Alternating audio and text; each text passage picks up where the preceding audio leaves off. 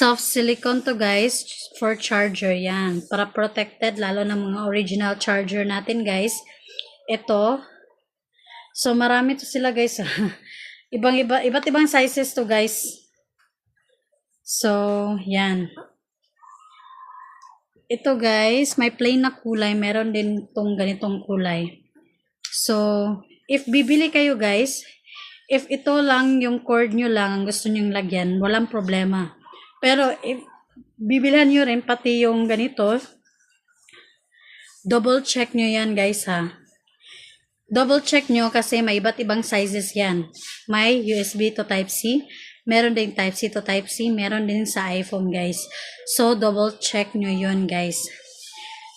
Yung ganito niya guys. Kung ganito sa cord lang guys, walang problema. Pero pag bibilhan nyo, kasali natin ito, double check nyo yung sizes niya kasi iba't ibang sizes yan. Iba't iba kasi yung size ng chargers natin, diba?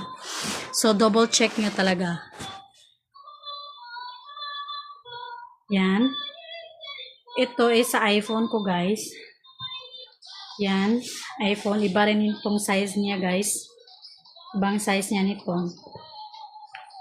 So, itong isa, itong gray is Type-C to USB to Type-C to. So, same lang sila nito. Ang pinakaiba lang nila yung kulay. Plain yung isa, yung ito. Rainbow yung pinili ko. So, mataas na compatible to guys sa Type-C cables or basta. Pipili lang kayo dyan kasi may iba't ibang sizes tayo ng charger natin. So, designed for original mobile phones model to guys. So, anti-fall feature to, scratch resistance, enhanced protection for cables, madaling heat removal, double-sided heat discharge, efficient cooling, prevents overheating, mataas na kalidad ng silicone, soft silicone to guys material, double protection, tear-resistant, long-lasting durability. So, reusable at madaling linisin to guys.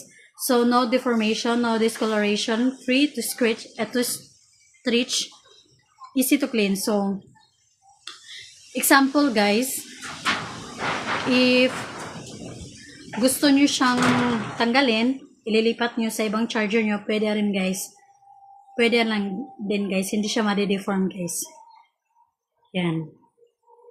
So, nandyan sa basket ko guys, makakapili kayo ng iba't ibang sizes guys.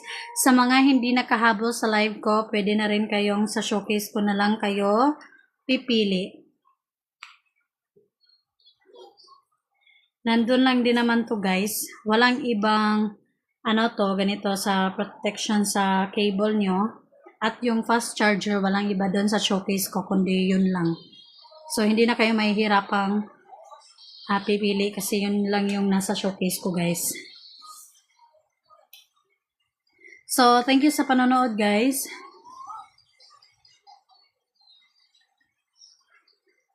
Thank you sa panonood nyo guys.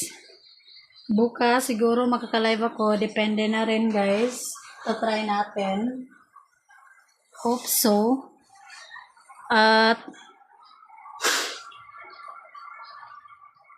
tatry ko rin sa inyo actual. If gusto nyo makita actual, bukas, di ba nakita nyo naman kanina, yung try na ko yung mga charger. Try nyo. Try ko bukas. Thank you.